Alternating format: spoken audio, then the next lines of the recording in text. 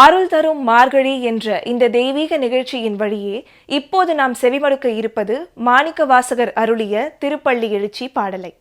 திருப்பள்ளி எழுச்சி இறைவனில் முழுமையாக லயிக்கும் மெய்மறக்கும் நிலையின் ஆன்மீக அனுபவமாகும். இங்கே மெய்மறத்தல் என்பது உடலை மறப்பதல்ல, உள்ளம் முழுவதும் இறை உணர்வில் நிரம்பும் உயர்ந்த ஆன்ம நிலை. மாணிக்கவாசகர் திருப்பள்ளி எழுச்சி பாடல்களின் வழியே நான் என்ற உணர்வு கரைந்து அவன் என்ற இறை உணர்வில் ஒன்றும் தருணத்தை மிக நுட்பமாகவும் ஆழமாகவும் வெளிப்படுத்துகிறார். பாடல்களில் ஒலிக்கும் ஒவ்வொரு சொல்லும் உள்ளத்தை வெளியில் இருந்து நல்வழிப்படுத்தும் உண்மையான ஆன்மீக விழிப்பை ஏற்படுத்தும். எனவே இப்போது ஒலிக்கவிருக்கும் திருவெம்பாவை பாடல் இசை நிகழ்ச்சி மட்டுமின்றி மெய்மறக்கும் நிலைக்கான அழைப்பாக முழு மனதோடும் அமைதியோடும் செவிமடுக்க அழைக்கிறோம். மாணிக்க வாசகரின் அருள் இன்றைய திருப்பள்ளி எழுச்சி பாடலின் வழியே நம் உள்ளங்களில் ஆழமாக பதிந்து மார்கழியின் ஞான ஒளி நம் வாழ்வில் நிலைத்திருக்கட்டும். வாருங்கள், பாடலினை கேட்டு வருவோம்.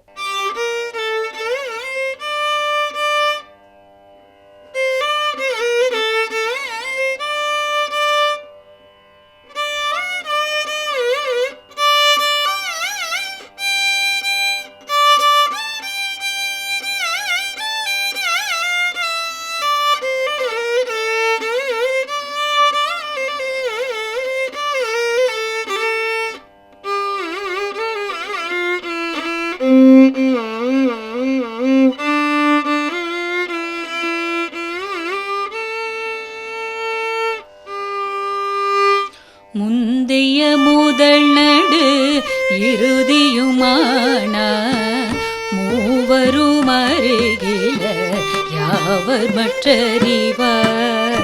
முந்திய முதல் நடு இறுதியுமானாய் மூவர் மற்றருகில யாவரும் அறிவார்.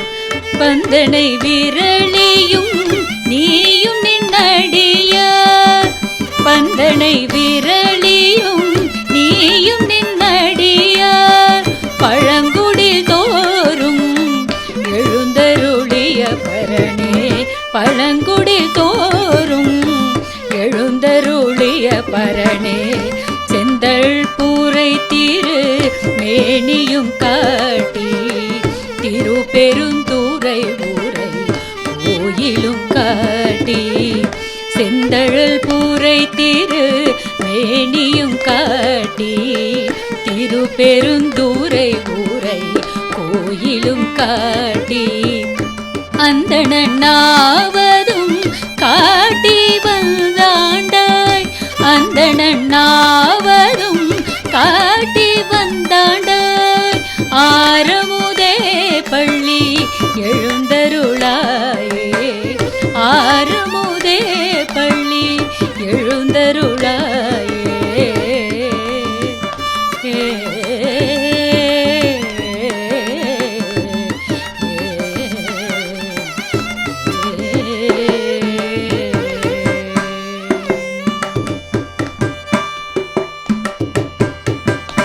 அருள் தரும் மார்கழி என்ற இந்த தெய்வீக நிகழ்ச்சியின் வழியே இப்போது நாம் செவிமடுக்க இருப்பது மாணிக்கவாசகர் அருளிய திருப்பள்ளி எழுச்சி பாடலின் விளக்கத்தை.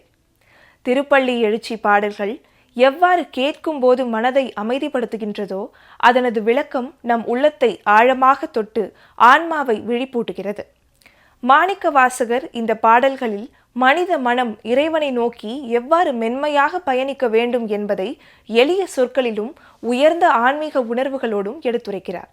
இதனை ஆன்மீக சொற்பொழிவாளர் தெளிவுபடுத்துவதோடு திருப்பள்ளி எழுச்சியின் சொல்லுக்குள் மறைந்திருக்கும் இறைவனில் லயிக்கும் நிலை பற்றி எளிய தமிழில் அழகிய மொழியில் அனைவருக்கும் புரியும் விதத்தில் தெளிவாக விளக்குகிறார்.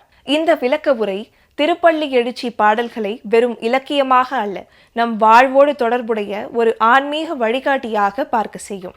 அதோடு இன்றைய வாழ்க்கை சூழலிலும் இந்த பாடல்களின் அர்த்தம் எவ்வளவு பொருந்துகிறது என்பதையும் நமக்கு உணர்த்தும். ஆகவே திருப்பள்ளி எழுச்சி விளக்க உரையை ஒரு சாதாரண சொற்பொழிவாக எடுத்துக்கொள்ளாமல் உள்ளத்தை மென்மையாக்கும் அருள் உரையாக, சிந்தனையை தெளிவாக்கும் ஆன்மீக ஒளியாக அமைதியுடனும் பக்தியுடனும் செவிமடுக்க அழைக்கின்றோம். மாணிக்க வாசகரின் அருளும் இந்த விளக்கத்தின் வழியே நம் உள்ளங்களில் நிலைத்து மார்கழியின் ஞான ஒளி நம் வாழ்வை வழிநடத்தட்டும். வாருங்கள், நம் வாழ்வில் ஒளியேற்றும் அவ்வுரையினை கேட்டு வரலாம். வணக்கம். சிவபெருமானுடைய கீர்த்திகளையும் அவன்பால் அடியார்கள் கொண்டிருக்கக்கூடிய அளவற்ற அன்பையும் பக்தியையும் வெளிப்படுத்தும் விதமாக மாணிக்கவாசகர் அருளிச் செய்திருக்கும் திருப்பள்ளி எழுச்சி பாடலின் 8ஆம் பாடலை இன்றைய நிகழ்ச்சியிலே நாம் பார்க்கவிருக்கிறோம். முந்திய முதல் நடு இறுதியும் ஆனாய், மூவரும் அறிகிலர் யாவர் மற்றறிவார், பந்தனை விரலியும் நீயும் நின் அடியார் பழங்குடில்தொறும் எழுந்தருளிய பரனே, செந்தழல் புரை திருமேனியும் காட்டி திருப்பெருந்துறையுரை கோயிலும் காட்டி அந்தணன் ஆவதும் காட்டி வந்தாண்டாய், ஆரமுதே பள்ளி எழுந்தருளாயே. இந்த பாடலிலே முந்திய முதல் நடு இறுதியும் ஆனாய் என்று மாணிக்கவாசகர் எடுத்த எடுப்பிலேயே சொல்கிறார். முந்திய எனும் பொழுது எல்லாவற்றிற்கும் எல்லா பொருள்களுக்கும் மூலமான முந்தியதான பழமை வாய்ந்த பொருள் சிவபரம்பொருள் எனும் கருத்தை முன்வைக்கிறார். முந்திய முதலும் நடுவும் இறுதியும் ஆனாய். சிவபெருமானே முதலும் ஆனவன், நடுவும் ஆனவன், அவனே முடிவும் ஆனவன். அவனாலேயே தொடக்கமும் நடைபெறுகிறது, அவனே இயக்கவும் செய்கிறான், அவனே அடக்கவும் செய்கிறான். படைத்தல், காத்தல், அழித்தல் ஆகிய முத்தொழில்களின் மூல காரணமாக விளங்குபவன் சிவபெருமான். இந்த 3 தொழில்களையும் அவன் எவ்வாறு ஆற்றுகிறான்? பிரம்மா, விஷ்ணு, ருத்ரன் ஆகிய மும்மூர்த்திகளுக்கு கட்டளையிட்டு அவர்களின் வழியே இந்த முத்தொழில்களையும் அவன் நிகழ்த்துகிறான். ஆனால் இந்த மும்மூர்த்திகளும் என்ன நினைக்கிறார்கள்? இந்த படைத்தலுக்கும் காத்தலுக்கும் அழித்தலுக்கும் அவர்களே அதிபதிகள் என்று நினைக்கிறார்கள். சிவபெருமானுடைய மூல தத்துவத்தை அறியாதவர்களாக அவர்கள் இருக்கிறார்கள்.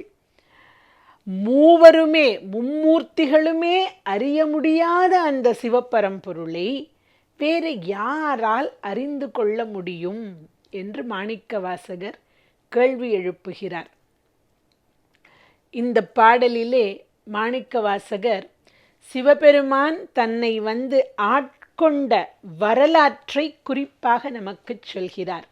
செந்தழல் புரை திருமேனியும் காட்டி திருப்பெருந்துறையுரை கோயிலும் காட்டி அந்தணன் ஆவதும் காட்டி ஆண்டாய் என்று மாணிக்கவாசகர் சொல்கிறார். அவனுடைய சிவந்த திருமேனியை காட்டி, சிவபெருமான் செந்நிறம் படைத்தவன்.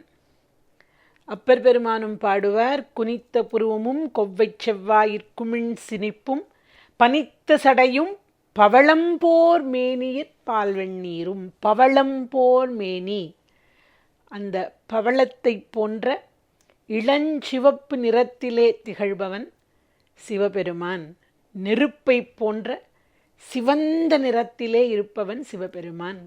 அப்படி உன்னுடைய அந்த சிவந்த வடிவத்தையும் எனக்கு காட்டி, திருப்பெருந்துறை கோயிலையும் எனக்கு காட்டி, குருவடிவிலே என்னை ஆட்கொண்ட பெருமானே என்று மாணிக்கவாசகர் தன்னை பெருமான் ஆட்கொண்ட அந்த வரலாற்றை, அந்த அவருடைய அனுபவத்தை நம்மோடு பகிர்கிறார்.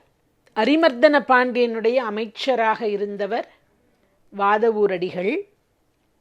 நல்ல குதிரைகளை போய் வாங்கிட்டு வா அப்படின்னு அரசன் அனுப்புகிறான். அதற்காக துறைமுகத்தை நோக்கி வருகிறார். இந்த திருப்பெருந்துறையை நோக்கி, திருப்பெருந்துறைக்கு அண்மையிலே அவர் வரும்பொழுது, திருப்பெருந்துறைக்கு அண்மையிலே அவர் வரும்பொழுது இனம் புரியாத பரவசம் அவரை பற்றுகிறது. அப்படி மெய் சிலிர்க்கிறது.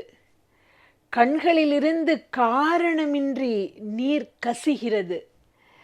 அவருக்கு ஏதோ மனசெல்லாம் என்னவோ பிசைந்தெடுக்கிறது, என்னவோ பண்ணுது உடம்பெல்லாம். புரியலை, அவருக்கு என்னன்னு புரியலை. ஏதோ ஒரு சக்தி அவரை அப்படி உந்துவதை போன்ற உணர்வு அவருக்கு ஏற்படுகிறது. அப்போ சிலிர்ப்போடு அந்த தலத்தை நோக்கி வருகிறார். அங்கே குருந்த மரத்தடியிலே குரு மூர்த்தியாக அங்கே சிவபெருமான் அமர்ந்து காட்சியளிக்கிறார். நிறைய சீடர்கள் அந்த குருவுக்கு கீழே உட்கார்ந்து அவரிடம் பாடம் கேட்டுக்கொண்டிருக்கிறார்கள். மாணிக்கவாசகருக்கு அவரை பார்த்த உடனேயே அங்கே போயிடணும், அங்கேயே உட்கார்ந்துடணும் அப்படிங்கிற எண்ணம் ஏற்படுகிறது. அங்கே போய் அப்படியே உட்கார்ந்துடுறாரு. அந்த குரு கூறும் உபதேசங்களை எல்லாம், மொழிகளை எல்லாம் கேட்டபடி இருக்கிறார். பெருமான் அங்கே அவரை ஆட்கொண்டு அவருக்கு ஞானத்தை அருள்கிறார். அந்த ஞானத்தை பெற்றவுடன் அவரையும் அறியாமல் தமிழ் பாக்கள் அவருடைய நாவில் அருவி போல கொட்டுகின்றன. வாதவூர் அடிகள் மணிவாசகராகிறார், மாணிக்க வாசகராகிறார். மாணிக்கங்களை கோர்த்தது போல அவருடைய வாய் மலர்ந்து தமிழ் பாக்கள் வந்தனவாம். அதனால மாணிக்க வாசகர் எனும் பெயரை அங்கே அவர் பெறுகிறார். இப்படி தன்னை குரு வடிவிலே குருந்த மரத்தடியிலே பெருமான் ஆட்கொண்ட அந்த அனுபவத்தை இங்கே இந்த பாடலிலே நமக்கு மாணிக்கவாசகர் குறிப்பிட்டு காட்டுகிறார். அந்த இடத்துல தான் மாணிக்கவாசகர் பின்னர் கோயிலை எழுப்புகிறார். அதுக்கப்புறமா பல திருவிளையாடல்கள் நமக்கு தெரியும். அரசன் இன்னும் காணுமே இவரை அப்படின்னு ஆள் அனுப்புகிறான். அதுக்கப்புறம் பெருமான் இவருக்காக நரியை பரியாக்கி பரியை நரியாக்கிய வரலாறெல்லாம் பிறகு வருகிறது. அதெல்லாம் நமக்கு தெரியும். இந்த பாடலிலே பெருமான் தன்னை குருவடிவிலே ஆட்கொண்டதை அருமையாக நமக்கு சொல்கிறார். உமாதேவியாரோடு அடியார்களின் பழங்குடில்கள்தோறும் எழுந்தருளிய பரனே என்று இந்த பாடலிலே பெருமானை நோக்கி சொல்கிறார் மாணிக்கவாசகர். பந்தை கையில் ஏந்தும் அழகிய விரல்களை உடைய உமாதேவியாரோடு அடியார்களுடைய சிறு குடிசைகள் தோறும் எழுந்தருளியவனே என்று சொல்கிறார். சிவபெருமானுடைய அந்த எளிமை திறத்தை, கருணை திறத்தை காட்டுகிறார். பாடலை நமக்கு அருமையாக யாத்து தந்திருக்கிறார் மாணிக்கவாசக பெருமான். அத்தகைய பெருமானே, நீ உன் கண் மலர்ந்தருள்வாய், பள்ளி எழுந்தருள்வாய் என்று வேண்டும் இந்த அழகிய பாடலை நாமும் பாடி பெருமானுடைய அருளை பெறுவோம். அருள் தரும் மார்கழி என்ற இந்த தெய்வீக நிகழ்ச்சியின் வழியே இன்றைய இந்த அருளான தருணங்களில் ஆண்டாள் அருளிய திருப்பாவை பாடலையும் மாணிக்கவாசகர் அருளிய திருப்பள்ளி எழுச்சி பாடலையும் இசையோடு கேட்டு மகிழ்ந்திருப்பீர்கள் என எண்ணுகிறோம். அதோடு இந்த புனித பாடல்களின் ஆழ்ந்த பொருளினை ஆன்மீக சொற்பொழிவாளர்களின் எளிய தமிழிலும் தெளிவான விளக்கங்களிலும் உணர்ந்து கொள்ளும் அரிய வாய்ப்பையும் பெற்றிருப்பீர்கள் என எண்ணுகிறோம். பாடல்களின் இனிமை மனதை நெகிழ வைத்தது என்றால் விளக்க உரைகளின் தெளிவு சிந்தனையை செம்மைப்படுத்தியது எனலாம். இன்றைய தெய்வீக நிகழ்ச்சியை அன்புடன் கேட்டும் உணர்ந்தும் பயனடைந்தும் இணைந்த அனைவருக்கும் நன்றியுடன் அருள் தரும் மார்கழி என்ற இந்த நிகழ்ச்சியை இறைவன் அருளோடு இன்று நிறைவு செய்கிறோம். மீண்டும் அடுத்த பாசுரம் மற்றும் பதிகத்தோடு சந்திக்கிறேன். நன்றி, வணக்கம்.